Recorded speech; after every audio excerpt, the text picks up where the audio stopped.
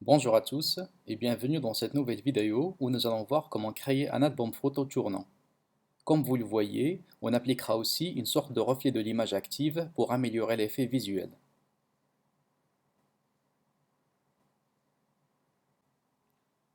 On commence par intégrer le container principal.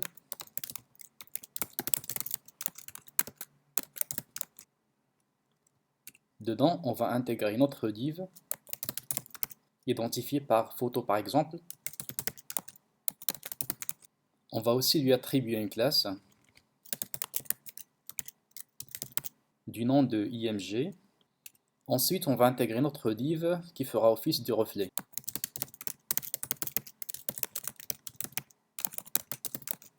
Avec la même classe img. Maintenant, on va se rendre dans le CSS et on commence par la balise body. On va commencer par éliminer les marges. On applique une hauteur fixe de 100 VH et on va masquer tout débordement éventuel avec Overflow Hidden. Et pour centrer l'album au milieu de la page, on va appliquer les flexbox.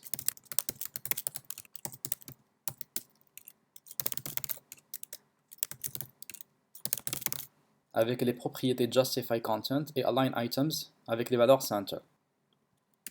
Maintenant la classe IMG, on va spécifier la largeur et la hauteur de l'image. Par exemple, on va dire 480 pixels pour la largeur et 280 pixels à peu près pour la hauteur si vous voulez. Bien sûr, vous pouvez toujours personnaliser ces dimensions selon vos besoins. Dans un premier temps, on va appliquer une image d'arrière-plan pour voir à quoi il va ressembler.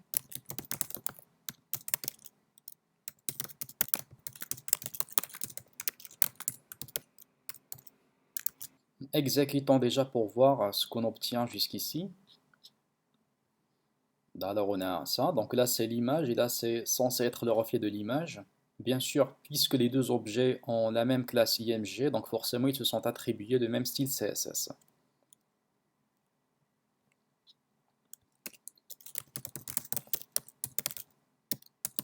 On mettra un background size cover afin que l'image d'arrière-plan puisse s'étaler sur l'espace maximal possible. Donc c'est ça.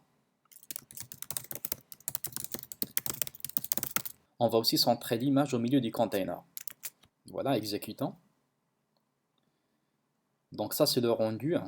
On va appliquer une petite bordure ici, un petit blanc, afin de séparer les deux images. Donc on va prendre le container photo, c'est-à-dire celui qui contient l'image principale. On mettra border bottom.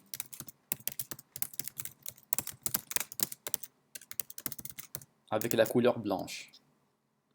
Donc on a une sorte de séparation entre les deux. Maintenant on va styler le reflet.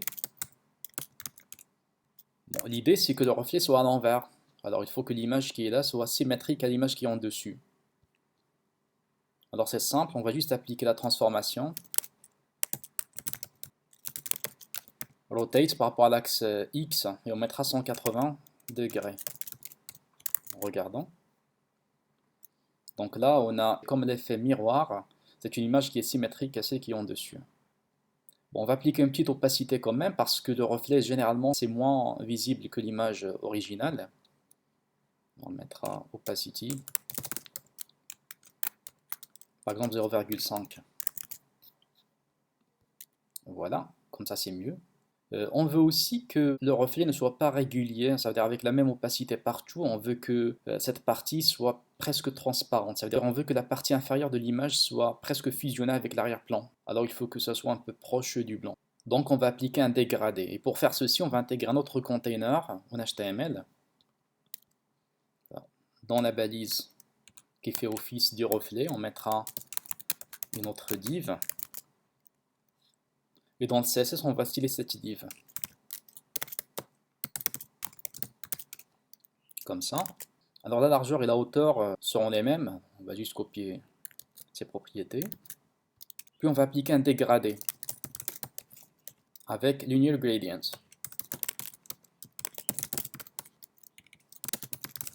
On mettra to bottom pour dire vers le bas. Et pour les couleurs, je préfère mettre le RGB1.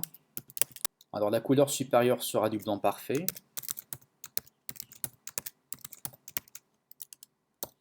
Et la couleur du bas sera du transparent. C'est toujours du blanc mais transparent.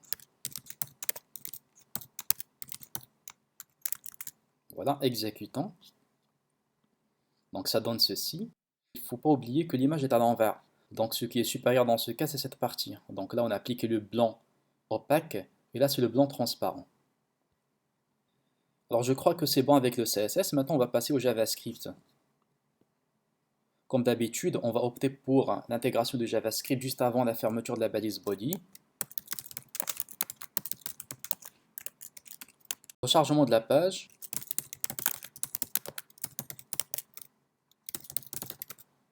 On appelle une fonction anonyme. Et là, on va initialiser certaines variables. Par exemple, le i égale à 1. Donc i, dans ce cas, fera office de l'index de l'image. Bon, pour les images, elles sont ici. Donc im1, im2, etc. Donc le préfixe c'est le même, il y a juste un indice numérique qui change d'une image à une autre. On a de 1 à 5. Alors le i qui est là fera office de cet index numérique. On va aussi initialiser la variable angle à 0. Bon, c'est l'angle de rotation parce que comme vous l'avez vu, l'image va tourner. Puis on va appeler la fonction qui va carrément assurer cette rotation. Donc la fonction c'est par exemple album. Comme on a l'habitude de faire, généralement, une fonction pareille est une fonction récursive qui va se rappeler au bout d'un certain moment. Mais dans ce cas, on va assurer la récursivité avec la méthode setInterval. Comme ça. Et la durée de rappel, on mettra par exemple 20 millisecondes. La structure de cette fonction, c'est presque la même que la méthode setTimeout. Et là, on va déclarer la fonction album. Alors, ce qu'on va faire tourner, c'est la photo et son reflet. Et pour ne pas les traiter de manière individuelle, on va plutôt faire pivoter le container, qui est le parent de ces deux objets. Alors, on mettra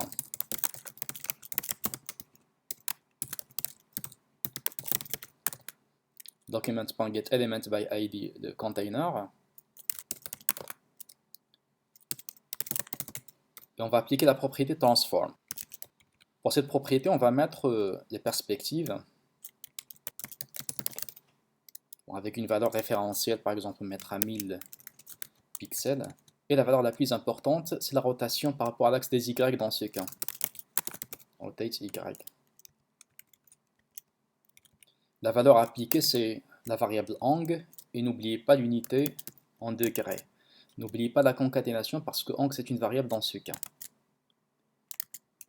Puis on va incrémenter ang. Ang++ si vous voulez. On exécute. Donc la rotation est bel et bien opérationnelle. Ang, bien sûr, va s'incrémenter de manière indéfinie, c'est-à-dire ça peut même dépasser 360 degrés.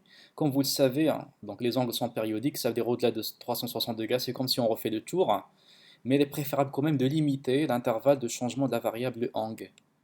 Alors on va mettre une condition, if ang est supérieur ou égal à 360, alors on va la ramener à 0. Puis autre chose, à chaque fois que l'image est perpendiculaire à l'écran, alors l'image va changer. Donc on mettra une condition. Si la valeur de ang est égale à 90 degrés, c'est-à-dire perpendiculaire à l'écran, ou bien 270 degrés, qui est aussi une position perpendiculaire à l'écran, dans ce cas, on va changer l'image. Donc on va incrémenter i de 1, et plus ou bien et plus égal à 1 si vous voulez. Et là encore, il faut vérifier à ne pas dépasser l'intervalle des images parce que comme je vous l'ai montré, les images vont de 1 jusqu'à 5. Donc si i dépasse 5, alors il faut la ramener à la valeur 1. Et là, il suffit de changer la source de l'image des deux containers, c'est-à-dire photo et reflet.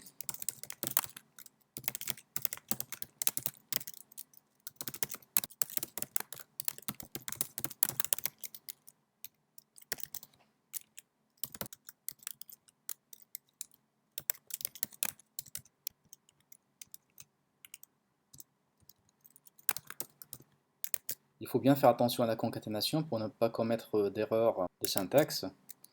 Maintenant, exécutons pour voir si l'image change bien dans le premier container qui est photo.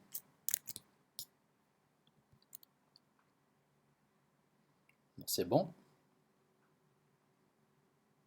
C'est OK. Maintenant, il suffit de copier cette ligne. Et là, on mettra reflet.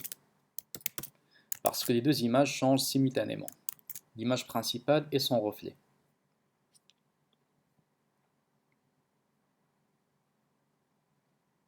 Et voilà. Donc je crois que c'est bon. Alors j'espère que vous avez apprécié cet exemple. Merci pour votre attention et à la vidéo prochaine.